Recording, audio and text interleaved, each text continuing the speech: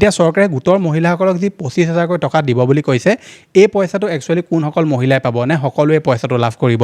চৰকাৰে পইচা দিলে চৰকাৰে এই পইচাটো আমি বহুতেই নাপালোঁ। গতিকে এই পইচাটো পাবৰ কাৰণে এতিয়া আমি আকৌ কেনেকৈ নতুনকৈ ফৰ্ম ফিল আপ কৰিম? চাওক, চৰকাৰে এতিয়া মই আপোনালোকক চৰকাৰৰ আৰু দুখন আঁচনিৰ বিষয়ে ক'ম। যদি আপুনি গোটৰ মহিলা হয় আৰু চৰকাৰৰ পৰা যদি আপুনি 10,000 টকা লাভ কৰিছে, তেনেহ'লে এই দুইখন আঁচনি এনেকুৱা আঁচনি যিকেইখন আঁচনিৰ পৰা আপুনি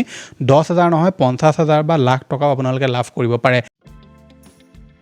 ডিজিটেল আছাম 2.0 চেনেলটো এটা নতুন ভিডিঅ'লৈ আপোনালোক সকলোকে পুনৰবাৰ স্বাগতম জনাইছোঁ। যোৱাকালি মই আপোনালোকৰ কাৰণে এটা ভিডিঅ' লৈ আনিছিলোঁ, যিটো ভিডিঅ'ত কৈছিলোঁ যে বৰ্তমান আপোনালোকে অসম চৰকাৰৰ কোনবিলাক আঁচনিত এতিয়া এপ্লাই কৰিব পাৰিব, নতুনকৈ চৰকাৰে আঁচনিবিলাকৰ পইচা দিয়া কেতিয়াৰ পৰা মুকলি কৰিব, আৰু আপোনালোকৰ যদি ৰেচন কাৰ্ড নাই তেনেহ'লে ৰেচন কাৰ্ড কেনেকৈ এপ্লাই কৰিব লাগিব, চৰকাৰী চাকৰি কেতিয়াৰ পৰা আৰম্ভ হ'ব, কোনবিলাক নথিপত্ৰ আপোনালোকে এতিয়াৰ পৰা যা যোগাৰ কৰিব লাগিব। আমি যোৱাকালি সেই ভিডিঅ'টোত সম্পূৰ্ণ ডিটেইলত এই কথাসমূহ আলোচনা কৰিলোঁ। গতিকে সেই ভিডিঅ'টোতে মই আপোনালোকক এটা কথা কৈছিলোঁ যে চৰকাৰে গোটৰ মহিলাক 25,000কৈ টকা দিব। গতিকে এই যিটো 25,000 টকা পইচা, এই পইচাটো গোটৰ মহিলাসকলে কেনেকৈ লাভ কৰিব, ইয়াৰ কাৰণে নতুনকৈ কেনেকৈ আবেদন কৰিব পাৰিব, কি কি আপোনালোকৰ নথিপত্ৰ লাগিব, কোনসকল লোকে পইচাটো পাব, কোনসকল লোকে নেপায়, প্ৰত্যেকটো কথা আজি এই ভিডিঅ'টোত আমি ডিটেইলত আলোচনা কৰিম। কাৰণ কালি ভিডিঅ'টো চোৱাৰ পাছতে আপোনালোকৰ মাজৰে বহুতে মোক হোৱাটছআপতে হওক বা ইনষ্টাগ্ৰামতে হওক মেছেজ কৰিছিলে যে আমি গোটৰ যিটো 10,000 টকা এই পইচাটো লাভ কৰিলোঁ, এতিয়া 25,000 টকাটো আমি কেনেকৈ লাভ কৰিম, এতিয়া গোটৰ 10,000 টকাটো যোৱা বছৰ নেপালোঁ, এই বছৰ এইটো পাবৰ কাৰণে আমি কেনেকৈ এপ্লাই কৰিব লাগিব।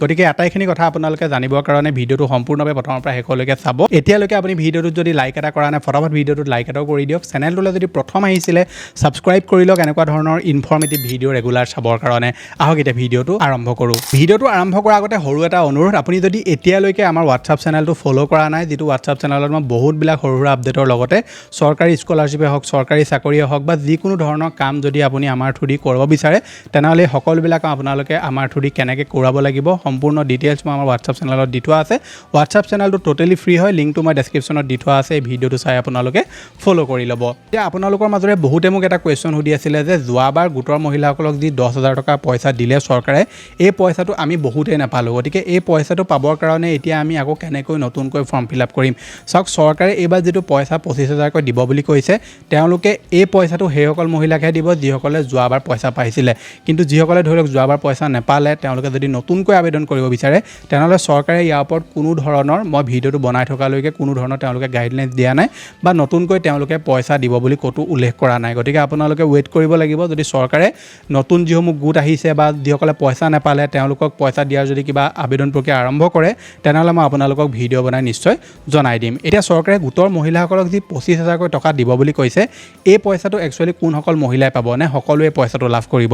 চৰকাৰে যেতিয়া এই পইচাটো যোৱাবাৰ দিছিলে, তেওঁলোকে দিওঁতে কৈছিলে যে আপোনালোকক যি এই 10,000 টকা পইচা দিয়া হৈছে, এই পইচাটো আপোনালোকে উচিত ব্যৱহাৰ কৰিব লাগিব। যেনে ধৰি লওক আপুনি কুকুৰা ফাৰ্ম এখন খুলিলে, ছাগলী ফাৰ্ম খুলিলে, গৰু ফাৰ্ম খুলিলে, যিকোনো ধৰণৰ আপোনালোকে সৰু সুৰা ব্যৱসায় এটা ষ্টাৰ্ট কৰিলে, দোকান এখনে খুলিলে, তাত আপুনি পইচাটো ইনভেষ্টমেণ্ট কৰিলে। গতিকে আপুনি সেই 10,000 টকা পাই ক'ত কেনেকৈ খৰচ কৰিলে, চৰকাৰে মাজতে ট্ৰেইনিঙো দিয়াইছিলে, সেইসমূহ আপুনি ল'লে নে নাই, এই সকলোবিলাক বস্তু আপোনালোকে ডিটেইলত তেওঁলোকক এখন ৰিপৰ্ট দিব লাগিব। আপুনি এখন ধৰি লওক ৰিপৰ্ট বনাই দিব লাগিব যে আমি এইখিনি বস্তু আমুক বস্তু কিনিলোঁ বা আমি এই পইচাটো আমুকটো কামত খৰচ কৰিলোঁ, বোলে মই ছাগলী ফাৰ্ম খুলিলোঁ বা মই কুকুৰাৰ ফাৰ্ম খুলিলোঁ, মই তাত ইমানটো পইচা ইনভেষ্ট কৰিলোঁ, মই নিজৰ পকেটৰ পৰা ইমানটো পইচা ইনভেষ্ট কৰিলোঁ, এনেকৈ সকলোবিলাক আপোনালোকে ডিটেইলত এটা ৰিপৰ্ট বনাই বা আপুনি নিজে হ'লেও এখন এপ্লিকেশ্যন লিখি হ'লেও আপোনালোকে সেইখিনি দিব লাগিব। গতিকে সেইখিনি প্ৰক্ৰিয়া আপোনালোকৰ গোটত ভালদৰে বুজাই দিব। গতিকে তাৰ পৰা আপোনালোকে সেই যেতিয়া সম্পূৰ্ণ তালিকাখন দিব, চৰকাৰে এইবিলাক চেক কৰিব। এতিয়া আহিবলগীয়া সময়ত তেওঁলোকে ঘৰে ঘৰে আহি এইটো চেকেই কৰে নে কেনেকৈ কি কৰে, সেইটো তেওঁলোকৰ ওপৰত ডিপেণ্ড কৰিব। গতিকে তাৰ পাছত সেই যিটো পইচা আছে আপোনালোকৰ 25,000 টকা পইচা, সেইটো আপোনালোকে লাভ কৰিব। এতিয়া 25,000 টকা পইচাটো চৰকাৰে প্ৰথমে যেতিয়া এই আঁচনিখন আনিছিলে তেতিয়াই কৈছিলে যে 25,000 টকাৰ আধা পইচা আপুনি চৰকাৰক ঘূৰাব লাগিব, মানে বেংকক ঘূৰাব লাগিব, বাকী আপুনি 12,500 টকা আপোনালোকে ঘূৰাব নালাগে। গতিকে আপোনালোকে এইটো নাভাবিব যে যোৱাবাৰ যেনেকৈ 10,000 টকাটো আপুনি পূৰা সম্পূৰ্ণ পাই গ'ল, এইবাৰ 25,000 টকা পালে আপুনি তাৰ আধা অংশ পইচা আপোনালোকে ঘূৰাব নালাগিব আৰু আধা অংশ পইচা আপোনালোকে ঘূৰাই দিব লাগিব। চৰকাৰে যোৱাবাৰ যিটো নীতি নিয়ম বনাইছিলে, সেই নীতি নিয়মসমূহে যদি আমি চাবলৈ যাওঁ, গতিকে আপোনালোকে এই 25,000 যিটো টকা পইচা, এই পইচাটো আপোনালোকে পাবৰ কাৰণে আপুনি আগৰ যিটো 10,000 টকা পইচা, সেইটো ভালদৰে যদি আপুনি খৰচ কৰিছে,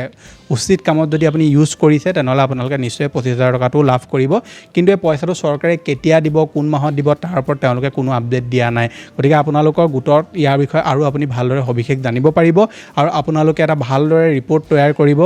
যেনেকৈ আপুনি লিখে হাতেৰে লিখক বা কম্পিউটাৰ দোকানত গৈ বনাওক আপুনি ভালকৈ এটা ৰিপৰ্ট নিশ্চয় বনাব আৰু বনাই মেলি তেওঁলোকক ছাবমিট কৰিব যাতে সেই পইচাটো আপোনালোকে কোনো ধৰণৰ প্ৰব্লেম নোহোৱাকৈ লাভ কৰে আৰু যদি আপোনালোকে ধৰি লওক একো কামেই নকৰিলে তেনেকুৱা ক্ষেত্ৰত সেই যিটো পইচা আছে সেই পইচাটো আপোনালোকে লাভ নকৰিব এতিয়া ডকুমেণ্টছ কি লাগিব বহুতে সুধি আছিলে যে ডকুমেণ্টছ আমি বেলেগ কিবা দেখুৱাব লাগিব নি ডকুমেণ্টছৰ কোনো আপোনালোকৰ তেনেকুৱা ডকুমেণ্টছ দিয়া নাই আপুনি যিখিনি ধৰি লওক আগত ডকুমেণ্টছ দি পইচাটো লাভ কৰিলে সেইখিনি আপোনাৰ প্ৰয়োজন হ'ব পাৰে বা কোনো ধৰণৰ ডকুমেণ্টছ তেওঁলোকে নিবিচাৰিবও পাৰে কেৱল আপুনি কি কৰিলে কি নাই কৰা সেইখিনি বস্তু তেওঁলোকে নিশ্চয় এবাৰ আহি চেক কৰিবহি পাৰে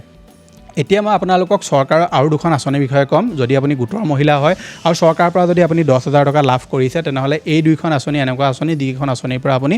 10,000 নহয় 50,000 বা লাখ টকাও আপোনালোকে লাভ কৰিব পাৰে এই আঁচনিখন প্ৰথমখন হৈছে আপোনাৰ PM স্বনিধি যোজনা আৰু দ্বিতীয়খন হৈছে আপোনাৰ প্ৰধানমন্ত্ৰী মুদ্ৰা লোন এই দুইখন আঁচনি এনেকুৱা আঁচনি যিকেইখন আঁচনিৰ জৰিয়তে আপোনালোকে যিকোনো এটা ব্যৱসায় ষ্টাৰ্ট কৰিবলৈ হওক বা যিকোনো এটা সৰু সুৰা আপুনি কাম ষ্টাৰ্ট কৰিবৰ কাৰণে আপুনি ইয়াৰ পৰা পইচা চৰকাৰৰ পৰা লোন ল'ব পাৰে একদম কম আপোনালোকে ইণ্টাৰেষ্টত লোন পাব আৰু আপোনালোকে যেতিয়া এই লোনটোৰ কাৰণে এপ্লাই কৰিব আপোনালোকে এটা ভালদৰে প্ৰজেক্ট ৰিপৰ্ট বনাই আপুনি ছাবমিট কৰিব লাগিব আৰু যদি অলৰেডি আপোনালোকে গোটৰ মহিলা হয় আৰু 10,000 টকা আপুনি লাভ কৰি যদি কিবা এটা ষ্টাৰ্ট কৰিলে তেনেহ'লে আপোনালোকৰ ওচৰত এটা ভাল সুযোগো আছে যে আপোনালোকে আগত চৰকাৰ পইচা লৈ তেনেকৈ ইউজ কৰি দেখুৱাইছে ৰিপৰ্ট এটা বনাবলৈ আপোনালোকৰ কাৰণে ভাল হ'ব আৰু এই দুইখন আঁচনিৰ জৰিয়তে আপোনালোকে চৰকাৰৰ ফালৰ পৰা ভাল সুবিধাও লাভ কৰিব গতিকে মুদ্ৰা লোন কি হয় কেনেকৈ এপ্লাই কৰিব লাগে ইয়াৰ বিষয়ে সবিশেষ জানিবলৈ হ'লে আপোনালোকৰ স্ক্ৰীনত এতিয়া ভিডিঅ'টো ওলাই আছে এই ভিডিঅ'টো চেক আউট কৰিলে সম্পূৰ্ণ ডিটেইলত আপুনি জানিব পাৰিব মুদ্ৰা লোন কি হয় বাকী প্ৰধানমন্ত্ৰী স্বনিধি যোজনাৰ ওপৰত যদি আপোনালোকে ভিডিঅ' বিচাৰে নিশ্চয় মোক তলত কমেণ্ট এটা কৰি জনাই দিবলৈ নাপাহৰিব মই লগ পাম এটা নতুন ভিডিঅ'ত আজিলৈ